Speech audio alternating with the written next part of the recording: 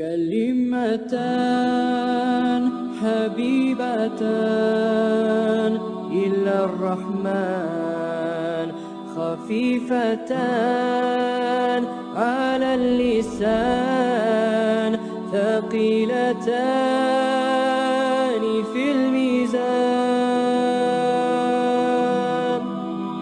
Bismillah wa salatu wa salam à Rasulullah. L'islam est la religion la plus forte croissance au monde. Aujourd'hui, notre frère suisse, converti à l'islam, il va nous parler, Inch'Allah, d'une nouvelle découverte scientifique confirmée par le Coran. Au nom de Dieu, le tout clément, le tout miséricordieux. Incandescence du soleil et brillance de la lune. Allah, exalté soit-il, dit: que soit béni celui qui a placé au ciel des constellations et y a placé un incandescent, le soleil, et aussi une lune éclairante. Surat al-Furqan, verset 61. Allah dit encore: et nous y avons placé une lampe incandescente, le soleil, très ardente. Surat al-Anba, la nouvelle, verset 13. La vérité scientifique. L'énergie solaire, le réacteur nucléaire universel, l'énergie solaire résulte de l'incandescence et la transformation en hélium de l'hydrogène qui est la composante principale du Soleil. Et ce, à l'intérieur du Soleil qui connaît une densité et une pression très fortes. Sans oublier sa chaleur qui atteint 15 millions de degrés centigrades, ce qui cause une réaction nucléaire et l'intégration de 4 atomes d'hydrogène, donnant ainsi un atome d'hélium. Et la différence de masse entre les matières qui sont à la base de la réaction et celles qui en résultent s'active sous forme d'énergie électromagnétique qui émet des rayons d'ondes courtes accompagnés de rayons visibles, de rayons infrarouges et de rayons ultraviolets.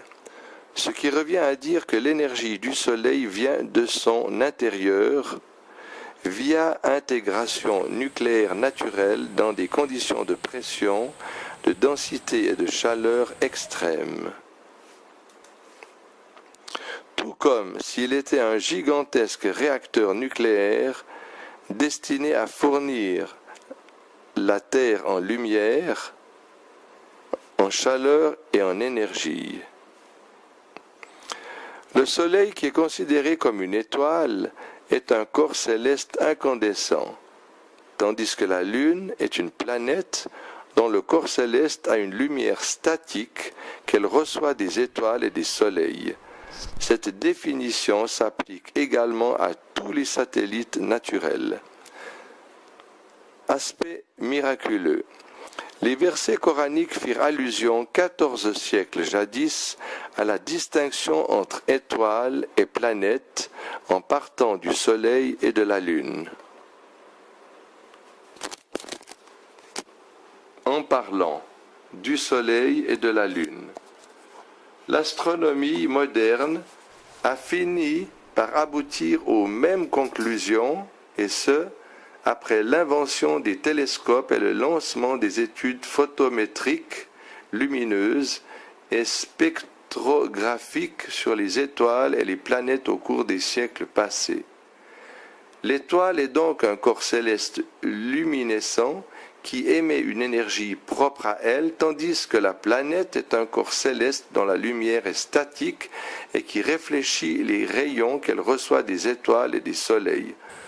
Cela s'applique également aux satellites naturels. En somme, le Soleil est tout comme un gigantesque réacteur nucléaire qui avance dans l'espace à une vitesse vertigineuse et est doté de lumière, d'énergie et de chaleur multiformes et en constant changement de quantité et d'état.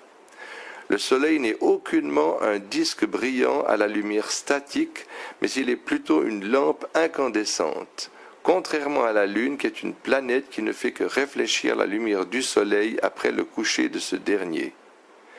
Les deux versets coraniques ci-dessus font clairement allusion à ces vérités. Qui donc a pu informer Mohammed sur lui, prière et salut, de ces vérités minutieuses? Il va de soi que seul Allah aurait pu le faire.